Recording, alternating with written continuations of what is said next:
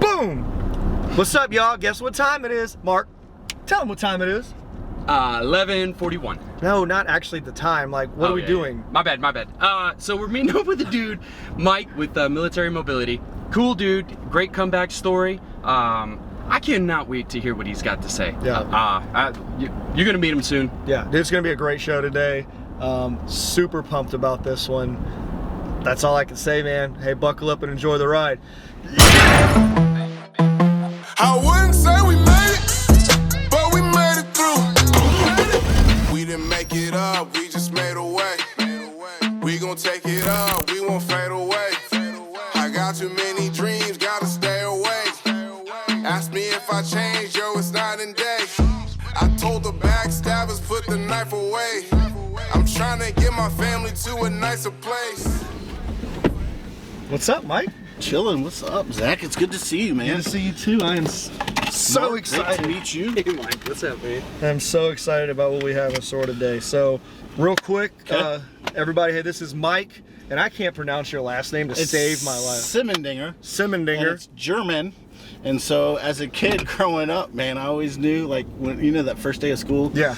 Like they'd always be like, Michael, so, and I'd be like, I'm here. It's me. It's me. It's this guy. Perfect. So, introduce yourselves to everybody. I know you're Mike. I'm Mike Semmendinger. I am retired from the United States Army. Served 17 and a half, almost 18 years. I got hurt. You know, kind of is what it is. But now I'm doing real estate. I'm out here selling homes. Slinging homes. Trying to... What real estate company you work for? I work with Judy Reed Realty. We're a little boutique agency, which I like. Mike, yeah, he's a real estate agent, but that's not why we brought him on the show today. Do want to support his business. I want to see him sell thousands and thousands of houses. That's fine and dandy. The real reason we brought him on here is for military mobility, and we'll get into all that stuff and Mike's incredible comeback story here in a second. But the first thing we need to do is we need to get some slushies, because you can't have a good conversation without a good slushie, right? I need a snack. You need a snack? What you Snack. want? Yeah. Some beef jerky? Yeah. Oh, yeah. Got you. A Coke Slurpee. Coke Slurpee. See? That's what we're gonna do. Man. All right, guys. So we're gonna get some snacks and some Slurpees, and we'll be back, and we are going to unload a lot of stuff. So A lot of knowledge. Enjoy the ride. Catch you on the tailgate. Boom. What? All right. Hey, we're here. We got our slushies. All right. Cheers, fellas. Cheers to slush. Cheers. All right. So we already introduced Mike in the truck, and we're actually shooting at Red Wing Park today. In Virginia Beach. If you don't know where it's at, check it out. Pretty cool place. Don't mind the jet noise. Yeah, we are going to have some jet noise, so bear with us. Welcome to Virginia Beach. Yeah. It's the sound of freedom, baby. Yeah. Woo! All right, so let's dive into it. Like I said, Mike was is a real estate agent. He was in the Army. He's actually an Army Ranger, retired. What? That's incredible, man. Like, tell us what made you join the Army, a little bit about Ranger School and all that. So my it all really started with my grandfather, to be honest with you. He's Annapolis, class of 53, was a naval aviator for 30 years. Ended up retiring as a captain. And, you know, I think just that growing up with him, and my dad's a retired CMC, Command Master Chief. My stepfather, he's retired commander. Like, everybody's Navy in my family. The whole family. Yeah, everybody's Navy, and now you were like, I'm going to be the black sheep and go Army? Yeah, I joined the Army to piss my dad off. Did it work? Totally worked. Totally worked. He was so mad. I remember that. But really, I joined the Army because, like, my last name is Semmendinger, right?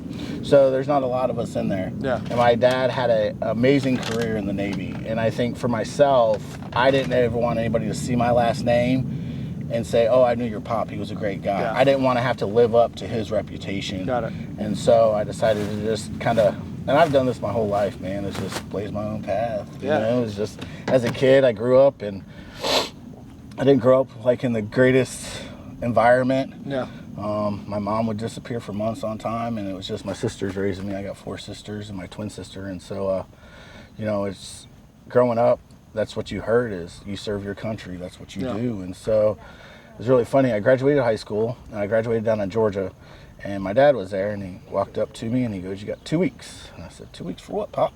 And he goes, you're either going to college out of state or you're going in the military. You're not staying but here. You're not hanging out here with your bum ass friends. That's Yeah. what he said. And so, you know, I looked at it. I looked around, and you know, growing up, I always would play Army in the woods, right? Yeah. Like, because when I grew up, like Atari had just come out, and you know, video gaming wasn't like really a thing then. And so, you know, I grew up playing BB gun wars with my friends in the woods, wearing like old Vietnam era surplus stuff that my parents would buy me, and I just fell in love with it. So when I decided that I was going to join the Army, I actually went and took the ASVAB, scored really high, and they were like, well, you can go do it. I'm really good with people, so they were like, you can be an interrogator, you can be an interpreter, like all these really cool jobs. Looking at them now, I'm like, man, I should have taken that. I'd have a career outside of the military, right? But instead, I was 18. So by the way, you two scored high on your ASVAB, and I'm the one idiot at like 39. So thanks for rubbing that in. Oh, my bad. Appreciate it. I didn't know it was a thing. I didn't know it was a thing. So yeah, but you know, I was 18, and that romance of airborne infantry was just so embedded in me, and just from movies I had seen, and just I felt like I really needed to challenge myself from a boy to a man. But I knew as a boy I needed to challenge myself as a man. Yeah. And I think that's what really kind of made me grow up and say, okay, you know, this is real. All in, let's go. Cool. So yeah, that's kind of how it started. You got in the Army and then Ranger school. So did you know you wanted to be a Ranger? It was kind of something that like I had scored high enough that when I was like, I told the recruiter I want to jump out of planes and blow shit up like any 18-year-old wants to do. He said, well, you should go be a Ranger. And I was like, okie dokie. So that's what I did. I had a lot of people talk shit about recruiters, but I had a really solid recruiter, and he was another infantry guy, and he before I left for boot camp in those 2 weeks, he tuned me up. So when I went to basic, you know, back then, and they call it wall-to-wall counseling, my drill sergeant broke my nose the first day with the brim of his hat, you know, sitting there popping it. So when did you join? Yeah, what year? 1997. 97. It was October 15th. That was still, I was in, keep that classified. Yeah. I'm an old guy. Yeah. I'm an old guy. That's all right. So, you know, when I joined, it was, you join with all these, and I mean, you guys can relate, you join with these ideals and these notions of, I'm going to protect my country, I'm going to serve my country. And then that facade after, I guess, a year or so kind of wears away. And now it's, and I'm sure every military guy can relate, it's about serving the guy to the next to you and the girl, or, you know, to the right of you, and it's about that team, that team effort, right? And so then all of a sudden it's, you know, I don't care what the politicians are doing, right? They're going to do what they do, but I need to make sure that I can protect Mark, you know, and that becomes your mission. That becomes the goal, right? Right. So, fast forward, you got Ranger School, you're doing your thing. 2013, you had a life-changing event happen to you. Yeah, it was. And that's why, one of the reasons why I wanted you to come on today, and Mark and I talked about it, because that happened to you, and a lot of people never fully recover, right? And you bounced back, and by bouncing back, you were able to do something incredible with that. So if you want to take us through that day, what you remember about it, and the recovery process that took place to get you where you are today. Okay. Yeah, it's a simple day like any other day, right? Where were you guys at, by the way? I was in Jalalabad, Afghanistan. Okay. It's like, I guess, it's probably 50 kilometers from the Pakistani border. Okay. We were operating out of there. We were working with some, you know, I work a lot of times in joint operations. We did a lot of work with the teams, and then, you know, JSOC, which is where the Rangers Command is Joint Special Operations Command. Yeah. And so, you know, we do a lot of things within our agencies, and we just happened to be going out on just a quick intel run, and we decided to use trucks instead of flying. So it was 4 Humvees, and my platoon, we were running an intelligence guy out to this house. He was going to get some intel, just quick. Super quick. Get some information and get the fuck back. Yeah. You know? Oh, I'm sorry, I shouldn't cuss, but it's all right. So everybody loads up in the trucks.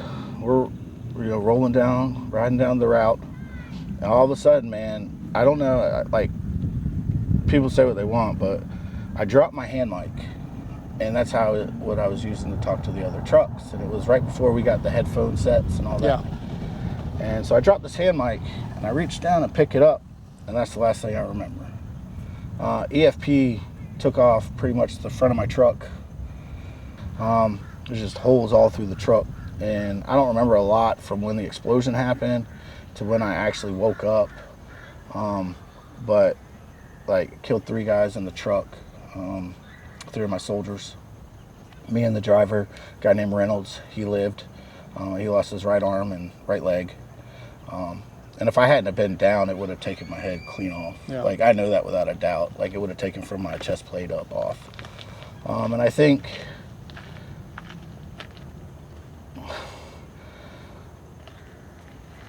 you go through these experiences, right? And you don't, I mean, I've lost soldiers, countless of soldiers, you know, and they're your friends and they're your brothers, and they're, you know, you give your life for them, they're going to give your life for you. And I think there's a lot of guilt that goes with that, right? They call it survivor's guilt, but I think it's a little bit deeper than that. But just for the accident, EFP hit us, took out my truck, and then they ambushed us, shot 2 more, and then they sent a QRF in, got us all out. And then come to find out, I had a brain injury, significant brain injury. It kind of impeded, you know, my career progression, I guess you would call it. Yeah. And so after a lot of tests of going through that stuff, I have a left frontal cortex damage, 30% damage with cognitive deficiencies, and, you know, obviously I suffer from some PTSD and stuff like that. And that was really, you know, to be honest with you, like, the most, I mean, I see these kids playing Call of Duty and stuff, and everybody wants to glorify war and say it's so cool, and, you know, but there's a real cost to that. Yeah. You know what I mean? And to know that out of 5 people in a Humvee riding down to Afghanistan, to like know that 3 of those guys aren't coming home. One of those kids was 22, just had a baby, hadn't even seen his little boy yet, you know, and yeah, I don't know, I think there's like, to go into detail about it, I don't have a lot of that, Yeah. right? Because I don't really, I remember picking my headset up, I remember being in the medevac, and that's really it. Until probably about 2 weeks later, I really kind of was coming out of this fog, Yeah. and able to kind of, I guess. Did it seem like a bad dream? Like you were waking up from a bad dream at some point? Like you were like, man, Yeah. this can't be real. Like, what's going on? Yeah, 100%. Like, I felt like that because, you know, like, all of a sudden I'm in like a gown, and, you know, people are talking to me. I don't know who these people are. There's nothing familiar. Where were you to at me. the time? So you were in Afghanistan. Did they I was in fly to, Afghanistan, and then they flew you to like what, Landstuhl. in Germany? Yeah, so I was in Germany, and it was just, I was at Landstuhl, and it was crazy to me that these people were, I was like, what in the hell is going on? Like, Yeah. I had been medevaced and everything, and I don't remember any of it. But then you look around, and right, I'm in a ward, and guys don't have their legs, guys are missing their arms. Right next to us is a burn unit. Yeah. A bunch of older soldiers. One kid I got to know real good, his name was Caleb. He was trapped in a M1 Abram that caught fire. And, you know, kid was 19. Yeah. 90% of his body is burned. And I think, I'm glad you bring that up. Like, it's not a pretty sight, but I think a lot of people, civilians and in a lot of military, they don't see that side of it. Right. They don't see that side of it. You know, we all watch the movies and all this stuff, and they don't see the real side of it. They don't see the pain that goes on the inside of something like that. And I couldn't imagine it. Like, I couldn't imagine being in your shoes. How long were you in the hospital for? I was there for 3 months. 3 months. And then I was transferred back to my post, which was Fort Benning. Okay. My unit had already rotated back by the time I had gotten there. Okay. And was your family notified when all this happened and stuff? Oh, yeah. My parents were. Yeah. I was single at the time. Okay. So my parents were notified. Kind of, I have a, split family, right? Yeah. So I kind of pick and chose who knew what. Yeah. And that was important to me because I didn't want... I always had a first sergeant tell me, and this is like 2001, right when we went in. And we had this guy, and he got a Purple Heart, and he got a Purple Heart for like a scratch. Yeah. And he said, I'll let you wear that Purple Heart if you can sit in a room with guys who are burned, lost their legs, and you still feel like you earned that Purple Heart. Right.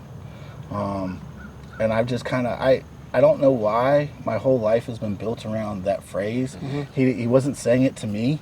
He was saying it to another soldier, but there was something about that really hit home to me. I think it's one of those things like, yeah, you sacrifice a lot, but there's always somebody out there who has sacrificed more, or even the ultimate price of not coming home. Right, and I think that's why, like, my wife, a lot of times, she's always like, you need to get those Purple Heart plates, you need to do this, you need to get the DV plates. Yeah. But I feel like that puts me in a box. Yeah. You know what I mean? And I think if someone takes anything away from what we're doing today, I want them to take away that, no matter what and how bad it is, you could always come up from that. Yeah. I don't have to be that same person. Yeah. And I think when everything was going on and I was in the midst of all these tests and people asking me questions nonstop about my health, you become very cognizant of where you are health-wise, yeah. right? You just survived this life-ending event. And all intents and purposes, I shouldn't be here today. Yeah. And I think, that changes your perspective of how you view things. I think a lot of times, we see these movies about war and people don't really grasp the all-encompassing event that it is, right? I mean, people die, and that's what it is. And,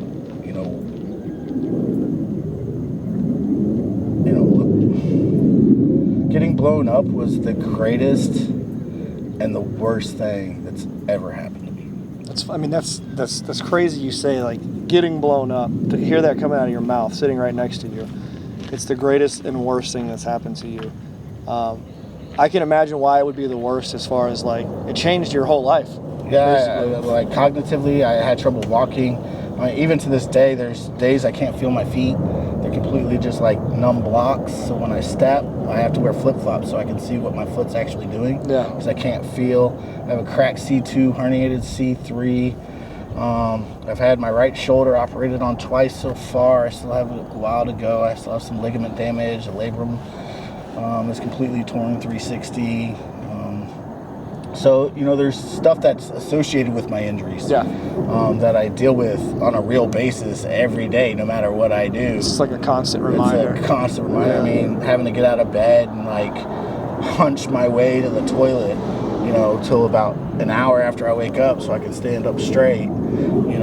These are things that, I think every veteran deals with, right? Whether you're in the Navy and you got back problems because you're always having to go through the portholes, or, you're in the Air Force and you're around jets all the time, so now you're deaf, right? So I think, let's be realistic now. Most of the Air Force, like, come on. It's very true. It's very true. Listen, there's a reason the nickname is the Chair Force. Yeah. Right? Let's be honest. Right. No, There's a reason we call Marines crown eaters, right? Yeah. But I think so. Just to pause, if you're in any branch of service, you we realize love you all. We all joke with each other. All of them are incredible and they do their own things, respectively. But, but I'm a big fan of the Air Force because they give me rides places. Yeah. Where, like, the Navy, you guys give yourselves the rides. And the Marines. Let's be honest. Yeah. Shout out Marine Corps. One of my best friends is a Marine guy, and I give him so much crap. So now let's fast forward. All right, so you're recovering, and then military mobility, right? Yeah. First of all, how did you get started in it? Tell us about military mobility. Okay. And all the things that it provides, really. Okay, I'm gonna take you a step back real Okay. quick. Backtrack. Because you have to understand the backstory to understand why military mobility is so important. Got it. When I got hurt, they came to me and they said, you can no longer be in the battalion. Okay. You can no longer do the job that we have trained you to do for your entire adult life. Okay. It's basically how it was put to me. So, in a nutshell, your whole identity right now is just being stripped away from you. Just ripped. Yeah. So they were like, you can drop your pay rate. I was E7 at the time. You can drop to a 6 and go to the A school and do maintenance or finance, but you can no longer be in a deployable unit. I said, okay. Or you can take medical retirement. So I said, I'll take medical retirement, deuces. Yeah. Get out, fast forward a couple months, get out of the military. At the time I was married, my wife diagnosed with cancer. Like maybe a week after. So I do that, go through that, caregiver for a couple years, and then sadly she passed away. So I did not know that. Yeah, That's why I had to back you up a little bit. Wow. So at that point in my life, right, I have a brain injury, PTSD, raging, like full on raging. I'm probably drinking a 5th of Jack at night, 30 pack of Natty Light maybe, just crushing it. Raising kids by myself. And I was a wreck, bro. I mean, straight up, just a wreck. Like, I can't tell you how low you feel when you have nothing. I worked so hard to build this career, right? I did all the right things. I took care of my soldiers. I did everything that was ever asked of me. I've taken on every mission that's ever been requested of me. And to have that ripped away. And then to lose this over here. Where do you go from there? Right. So I sold everything I owned. And I packed my truck up. And then I moved up here. This is where my twin sister lives. So I thought, maybe she could help. So I moved up here. Still full on crazy. I ended up linking up with my middle school girlfriend who, we happened to find each other again. And she's probably been the greatest thing for me, to be honest with you. Like, I have to give all props to her because I was a wreck. Like, when I say I was a wreck, I was a wreck. Yeah. So one night I'm watching the Celtics game. I'm a huge Celtics fan. I'm watching the Celtics game and I'm like, I'm going to drink some beers. All of a sudden, I'm ordering 7-Eleven, and they're bringing me another case of beer.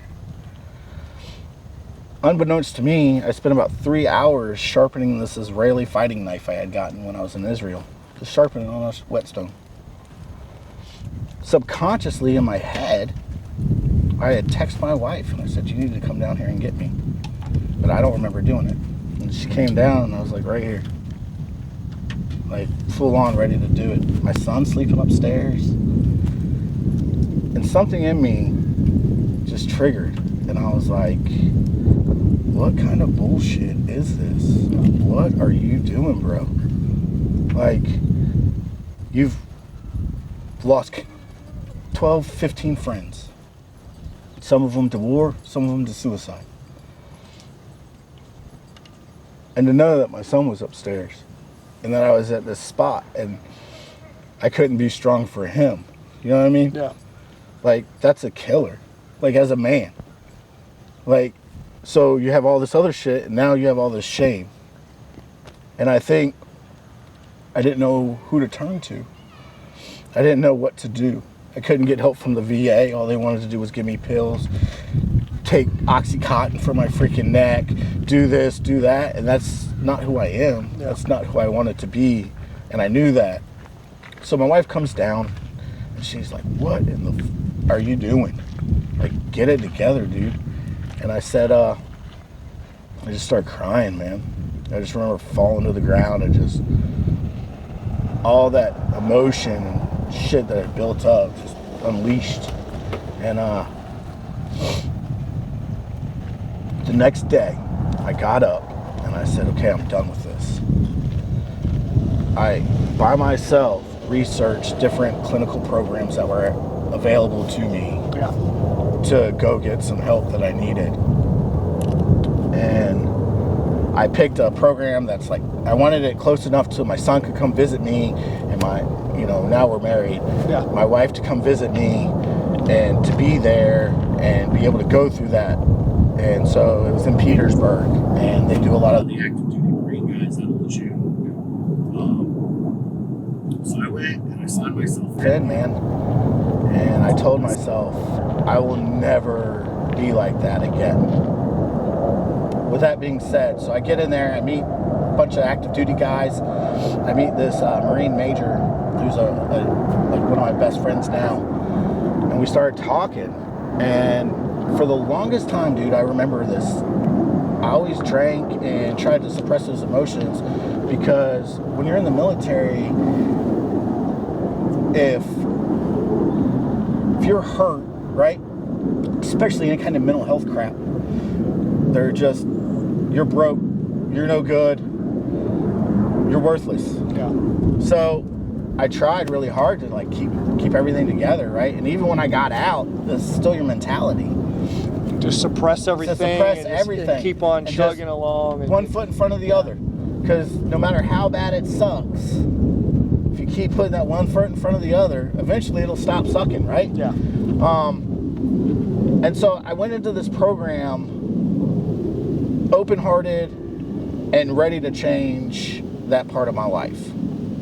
I had a therapist tell me, he goes, how can you grab onto your future if you're still holding on to your past? Wow, that's an interesting one. Yeah. And the reason I chose this program is specifically for this therapist, because he did a lot of work with the guys at Dam Neck. He was a retired Navy guy, mental health guy for the Navy, and he's done a lot of work with the teams. So he understood like where I was coming from, what was happening in my life. And I met this Marine major buddy of mine, and we started talking. He had been in a lot of the same towns. We even figured out that like one battle down in Kandahar, we were both there at the same time. He was on the opposite side. And to know, here's this officer, right? Because we, in the military, officers are everything, right? Yeah. And so here's this officer who can't control his shit either. Yeah. And so it became real to me at that point. I think at that point, I really understood that I did have PTSD, that I did have these brain injuries and that. But so do you think it takes, and Mark chime in on this too, do you think it takes finding somebody who's been in your shoes to actually bring that out of you? Like, because everybody has struggles, right? Like, and you were going through your thing, but I think at that time you felt alone. Yeah, 100%. You know what I'm saying? Yeah. And like, I think a lot of times in life, no matter what struggles we have, for some reason in our own crazy human minds, we go, I'm the only one that's dealing with this. I think as the human condition, right? Yeah. We're so in tune to what we're doing. Because we're selfish. By nature, we were selfish, right? What our needs are, right? Yeah. What our wants are. Oh, I'm mad at my wife because she didn't do this. Yeah. Right? Because I wanted her to do this. And the countless of things that as husbands have failed to complete in our lives. Right. And I think, and I can only speak for myself. Yeah. And what I've seen is that when I see military guys connect, even to this day, like if I meet somebody else and they were a Ranger and I was a Ranger, there's automatically this bond that they know what I've been through and I know what they've been through, right? Yeah. And so I think when you feel alone like that and you don't have that interaction or that camaraderie anymore, I think that's where you feel disconnected. Yeah. I think that's where it comes into you're no longer that person anymore. Yeah. And I think that's where I had a problem. So you were essentially going through an identity crisis. Correct. Yeah. That's a good way to put it. I never thought about it like that, but I would say that's an amazing way to put it. Yeah. Because everything I was is no longer. Yeah. Everything I believed in wasn't there anymore. You have these friends, right? You go to a new command, you make friends, you have guys that you hang out with, that you party with, and you guys do barbecues together, you do Christmas together, Thanksgiving together, and then when you get out, there's none of that. Yeah. Like life goes on in its own separate way. They're going to another post, you're going to do this over here, and so I think you lose that with people, and I think that's what I was in search of, is keeping to where people understood what I was saying, because you know, to be honest with you, like, going through war, you know, I've had incredible things happen to me, both bad and good, right? But to not be able to share that with the people I love for fear that I might be judged, right? Yeah. Oh, Or they're just not going to understand. they're not going to understand, right? Oh, well, I'm sorry that guy blew his 4-year-old child, like, blew an IED, put an S-vest on his kid, had him come up to our patrol, and then blew his own kid up. Like, that's how they believe there. Yeah. And so to try to get someone to understand that culture, to understand my story, is hard. Yeah. You know what I mean? And so when you get with other vets and you get with guys that have shared... Because there's things that you guys do, especially in the special operation community, there's things that you guys do that normal people will never fully grasp and never fully want to know. And even like, so I have some buddies that, you know, are I would consider, they're guys that I look up to, right? And so, you know, some of the stories they tell me, I'm just like, what? And I'm like, what? And I'm like, what? And so, you know, I think there's a quote, and it says, you know, never feel comfortable because there's always violent men ready to do their part for you, basically. Yeah. And I'm not saying it right, I know that, but, you know, I do believe that there has, you know, you can't match violence with peace. Yeah. Like, as a society, right? And I think we have to get to a point that everybody understands that. And I don't think unless you've served, you can truly grasp what people in the military go through.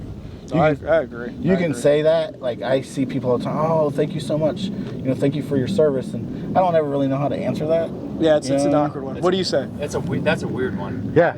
Like, what do you say? I say thanks. Yeah, I say thanks for your support, or because I feel like a real pompous ass when I'm like, oh, you're welcome. It goes back to that kind of that Purple Heart thing that you were saying. Yeah. Like, can you say that in front of somebody else that's done so much more? And I'm like, man, I haven't done anything. Right. Yeah. You know what I mean? Like, I can't accept it. Yeah. It's I mean, that's a real thing, and so I went through this program to get us back on track a little bit. Yeah. I went through this program. It was awesome.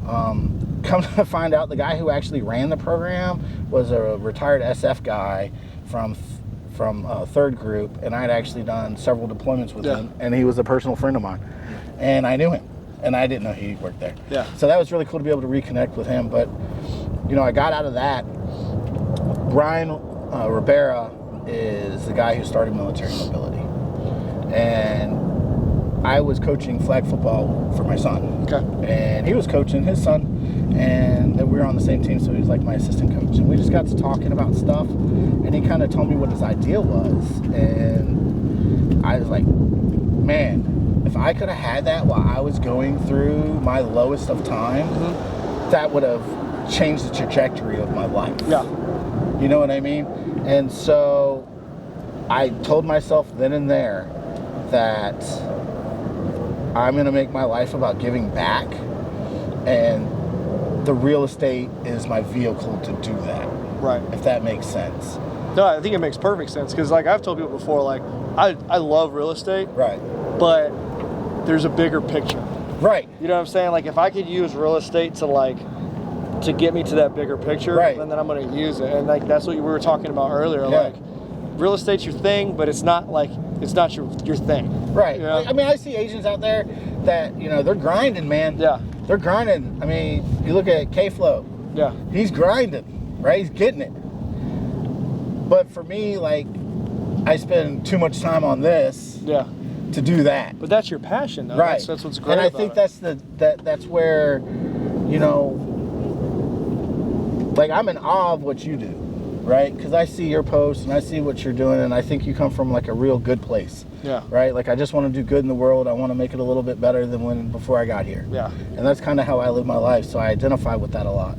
And so, you know, I think it's important that, you know, people are doing stuff like this. People are getting the word out there. You know, I saw a statistic the other day, 16. It's down to 16. We've gone from 22 to 16. To me, that's a win. It's a win. That's a win. win. It's not a victory, but it's a win in the battle. Yeah. And so military mobility it was something that I jumped onto and started to push it. And So military mobility, Yeah. explain to the public Okay. what exactly you guys are doing for the vets and everything. Okay. So basically what we do is we find about 12 veterans. We screen them. You got to kind of do that because we got to make sure, one, that they're stable. Yeah. Right? So that's important. We want to make sure that they're stable. So you can't have... Slushy down. Oh, slushy's bad. Don't get on your Jack's links. Jack's links. Shout out. The whole purpose behind military mobility is Brian was going out with his buddies on, say, once a month. Yeah. And they were doing like these really cool kind of like off-roading adventure kind of things. Well, more and more he was seeing that more and more of his buddies wanted to join him. Yeah. And he was seeing what a positive impact it had on everybody. And so his thought process was, well, if I can get 12 vets together, take them out, put them in an austere environment, right? So we're kind of triggering a little bit of that military in them. Yeah. Put them in this austere environment. We break them up into 4 different truck teams. So a truck team is 4 people. They're in an off-road vehicle, and every day morning they have missions. So they have to do mission prep. They have to, who's going to do what supplies do we need, what's the focus. And what we do is we use different vehicles of that, because mobility is anything that moves you forward. Yeah. Right? And so what we try to do is get these guys so that they start gelling. And what we see is, like, every night we have this huge bonfire. Yeah. In the middle of the Moab desert, bro. It's like the coolest thing you'll ever see. So we get these guys and they start talking to each other. By about day 3, man, they're telling stuff that they wouldn't tell their wives. They're telling these people. And what we're doing is we're creating almost a nucleus for that veteran. They're creating Facebook groups. So, now they have their own Facebook group for this particular course. Yeah. So now if, they're having a low day, they can get on Facebook and reach out to Dave from Hawaii. You're building like accountability partners. Accountability partners and networking. Yeah. Right? And not networking in a business sense. Networking for your own growth, your own personal journey. Yeah. Right? And I think we get lost in that, is what is our personal journey? What's our personal stake in this life? This big grand scheme. Why are we here? What are we doing? Yeah. And what we see is, dude, normally by day 3, man, these guys are gelled. They're waking up. All right, Dave, you ready to go? All right, Mark, you ready? Zach, you get the oil. I'm gonna do all this. I'm gonna check tire pressure, right? And so you start seeing them getting back into that team mentality. Yeah. And out of like the 250 vets, man, we have a 0% suicide rate. That's incredible. After they have attended one of our courses. That's incredible. And how long have you guys been doing this? About 3 years now, and we So just it's still kind of a newer program. Yeah, it's a newer program. I commend, Brian, is he took a lot of his own money, man, and ran events and running courses to kind of see where we could kind of save money, where we actually have to spend money, and really get the cost down. So it's about $3,500 door to door with airfare and everything for one vet. And so what I came in and have been trying to do is, Brian named me the director of marketing for military mobility. And so what I'm trying to do is, drum up some support, drum up some interest, and try to get it so, hey, you can sponsor a veteran to go through this course, and So you hear that, everybody? Here's a program that I'm going to plug right now that you can sponsor. Yeah. If you love your vets, essentially put your money where your mouth is. Right. And help the program out, man. And a lot of military veteran programs out there, I'm not going to name them, but 90 cents is like 10 cents of every dollar goes to the veteran. Yeah. Where with us, it's like almost, I think we got it down to like 95 cents of every dollar we get goes to the veteran. That's awesome. I'm not paid, Brian's not paid, none of our infrastructure staff is paid, it's all volunteer. One of the board of directors, he flew Air Force One. Another guy, he was a MARSOC, Marine Special Operations Command guy. And so, we have a variety of different people that we've brought together from the Air Force, from the Marines, from the Navy, from the Army, to come together and say, okay, as a community, how do we help veterans? Yeah. Doesn't matter what branch you were in, right? If you need mental health help, you need mental health help. And so, you know, you get to that day 3 and they're just gelled up. And then, you know, when they leave there, if they have an issue, they rely on those guys. Because I've talked to people that have gone through the course and they still rely on their teammates that they went through that course with. Because it's, you know, when you go into the Moab desert, right, you're going to do this awesome thing that probably cost someone $10,000 if they paid And that a lot of people probably never get the chance to do. Yeah. Like, I've never been to the Moab. Right. But- And, you know, one thing is and this is where I really commend Brian, is that he went and got FEMA certified so that we could teach the veterans while they're with us to get FEMA search and rescue certified. So that way, when the veteran goes back to their community, say there's a hurricane, they can go sign in at FEMA, say, hey, here's my certificate, I'm search and rescue already certified. They sign in, they put them on a search and rescue team, and then that veteran's there to give back to his community immediately. That's incredible. That's absolutely incredible. You know what I mean? Yeah. So we're giving them to serve. The greatest thing military people want to do is serve something greater than ourselves. Yeah. And to give that back to them, I mean, really, you should see it like these guys are so thankful and they're just so appreciative of everything that we do for them. And but at the end of the day, it isn't about us, it's about them. Yeah. You know what I mean? If there's one person that was maybe suicidal that is not going to be suicidal now because they've attended this program and they feel like they can give back to their communities and that they are somebody. And I think that's where, you know, you said it earlier, it's an identity crisis, right? Yeah. So when you go through that identity crisis, you lose your self-confidence. So everything that I've built, what I thought being a man was, isn't right. Yeah. Being a man is so much different than what I thought. You know, there's a difference, in my opinion, and this is strictly my opinion, there's a difference between being a soldier and being a man. Yeah. Because they're two completely different constructs. And I think, you know, going through basic training and then Ranger school and then, you know, what makes the grass grow? Blood makes the grass grow. Yeah. There's an indoctrination into that, Yeah. into that mentality, right?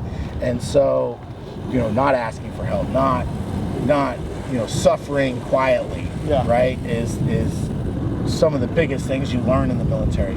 Suffer in peace. Yeah. Like, we're both suffering. I don't want to hear you complain to me. Yeah. You know, and I think Your back might hurt, but my whole Right. entire body hurts. So Right. let's keep on trucking. And I think that's where when we get out, we lose that piece of us, or we lose that confidence that we had that, hey, I'm the smartest guy in the room in this particular area. Yeah. And now all of a sudden you're not.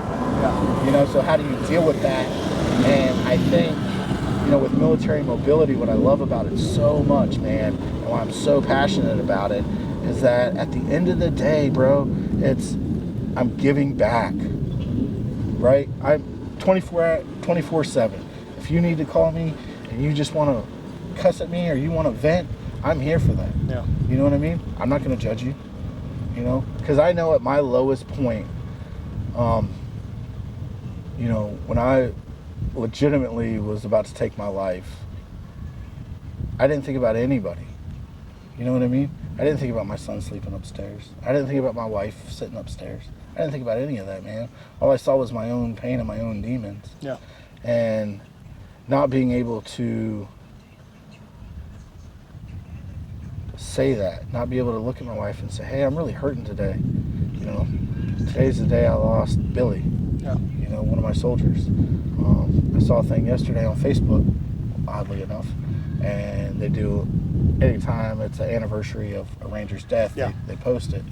And, you know, the last couple of weeks, like, I've really been kind of tuned into, like, how I'm feeling about that kind of stuff. Mm-hmm. And now I can say, well, you know, I have military mobility, so I've got to keep trucking. I can't Yeah. sit here and focus on that.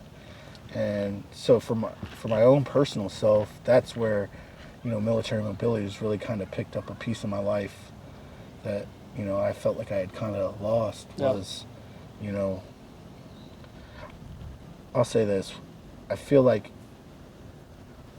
when you have to take someone else's life, right, whether it's sanctioned or not, you know, just because the government says it's okay doesn't necessarily morally make Yeah. it okay, right? And I think anytime you're in that situation, you lose a piece of your humanity. You lose a piece of who you are. I used to tell people all the time, man, I left a big piece of my heart in Afghanistan and Iraq, you know. And for the first time, I feel whole again. And that's really the goal of every veteran, is to feel whole again, to feel that way, that I know who I am, I know what I'm about, you know, and to just have that heart again that you've lost. And to me, that's really what PTSD is you've lost a piece of who you are. And you're just trying to find it, and you're crawling in the dark, scrambling on the ground, trying to find this piece of your heart. But really, until you stand up and you say, I'm broken, that's when I think people can step up and really help you and be there for you, and you can find that piece. Because now I've turned the lights on, so now I can see exactly where that piece is on the floor. I'm not searching in the dark anymore. Now you just got to repair it. Yeah. I think that's really, you know, when I quit drinking, to be honest with you, that was really what kind of opened my eyes. Is I was just masking all this pain and hurt and anger just because I was scared of what others were going to think of me. Yeah. Oh, he's weak. He's broken. He's no good anymore. And I was so terrified of that. This has been self-realization for me too. I was so terrified of that in that moment that I couldn't ask anybody for help. I couldn't say this is how I feel. For years, man. I mean years. Probably since 03, 04 till about 2 years ago. I didn't know who I was. I didn't feel myself anymore. I didn't feel, you know, when you're in special operations, it's almost like being a professional athlete, right? You get the best of everything. You get the best gear, you get the best docs, you get the best of everything. And you have these people in there saying, you're doing the right thing, you're doing a good job, you're doing these things. But there's always this internal struggle. There's always this huge internal struggle of, you know, is what I'm doing the right thing to do? Yeah. And I think we as Americans often define ourselves on what it is to be American. And sometimes I think we just have to focus on what it is to be human. And I think that's where we get lost with ourselves, is that we forget to be human. And I'm glad you said that, bro, because like we were talking, one thing we don't ever want this show to be is political. right. But I think if more people could just be humans, Right. and just realize that, I think at the end of the day, we all kind of want the same things. We want to be treated with love and respect, and we just want the best for our families. And I think a lot of people lose sight of that. I totally agree with that, you know, and I think military mobility for me was my vehicle to put myself back together. Yeah. I don't even think Brian realizes like what that meant to me, right? To be accepted into this group, to be accepted as, oh, well, I bring some as value, right? I'm valued now. And, you know, I think when veterans get out, we lose that value. Especially if you're like infantry or you do some job that doesn't translate into an outside career. Yeah. Right? Like I have a buddy, he's a nuke guy, you know, he's gonna get out, he's a chief now, he's gonna get out and he's gonna make $100,000 a year doing nuclear crap. But even still then, right? I still think even when you get out, no matter what job you have, I think the hardest pill to swallow is no matter how good you were at your job, how badass you were, how tight of a ship you ran, whatever, to look back and go, man, it's actually still running just fine without me. Yeah. Like, you know what I'm saying? Like that kind of pill of like, they never really, they didn't need me, really. I mean, like, we're the best unit because I made it the best unit. Yeah. And then when you leave and they're still the best unit, you're like, oh, maybe I wasn't. Maybe it wasn't me. Cool as I thought I was. Absolutely. And I think, you know, I mean, it's so crazy to me, like, just sitting here with you guys, and I told you earlier, like, I really said, okay, what do I want to talk about? What message do I want to put out there? And I was talking to my wife, and I said, you know, I think the greatest message I could put out there is that I just want people to love each other, man. Yeah. Like, that's the greatest message I could put out there, is just say love and respect each other and our differences, and you know, right or wrong, good or bad. You know, at the end of the day, you know, politics aside, we all still have to wake up tomorrow. Yeah. No matter what. You know what I mean? The world's not ending. You know? And I think, you know, accepting someone for their differences makes you the stronger person. Yeah. Even if you don't agree with those differences. Mm-hmm. I think it's important that, you know, we value people for who they are and what they bring to the table. Because, I mean, like, everybody, like, I know you, right? And I knew a little bit about your story. But I didn't know that you lost a wife to cancer. Yeah. And, you know, everybody has struggles and demons and things that they're dealing with that you could walk around all day, right? And you never know it. Like, you know what I'm saying? Because a lot of us, we put on these masks, right? Yeah. Like, Mark still has to go shoot houses no matter what's going on in his life, right? I still got to meet clients. I still have my kids.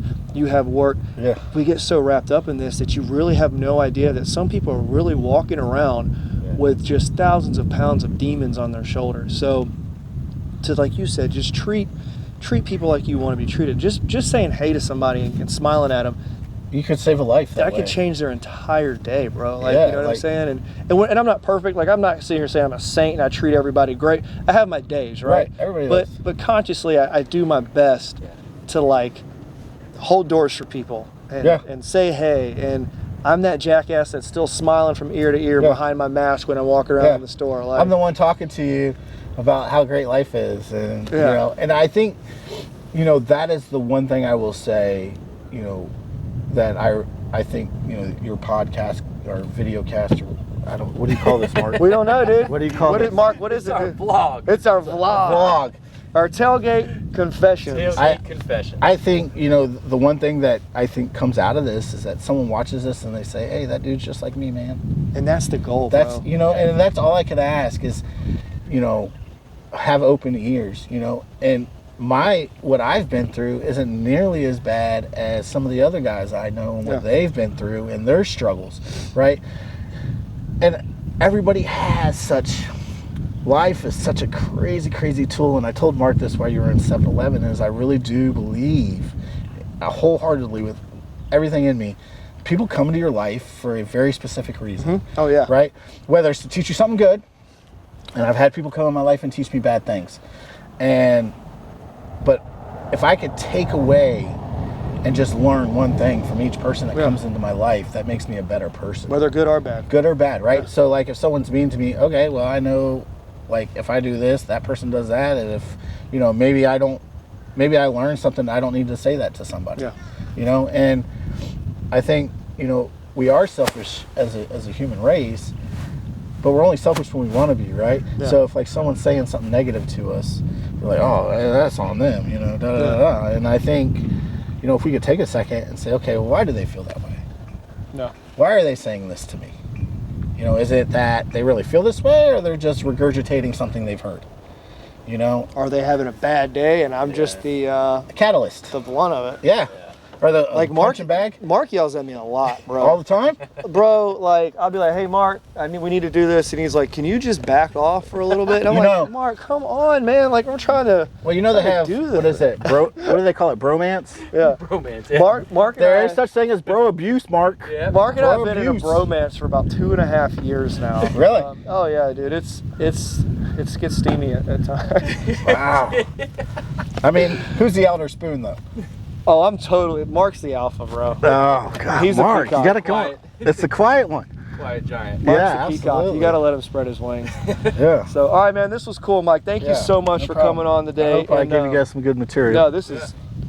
So, this is our first full episode, man. And honestly, Mark and I kind of said we didn't want the full episode to get really deep, Yeah, but this got deep today. But you know what, though? I think it's important. I think it's great. And I think if this podcast tells anybody anything, I wanted to say if you're struggling, if you're hurting, like, find someone to talk to.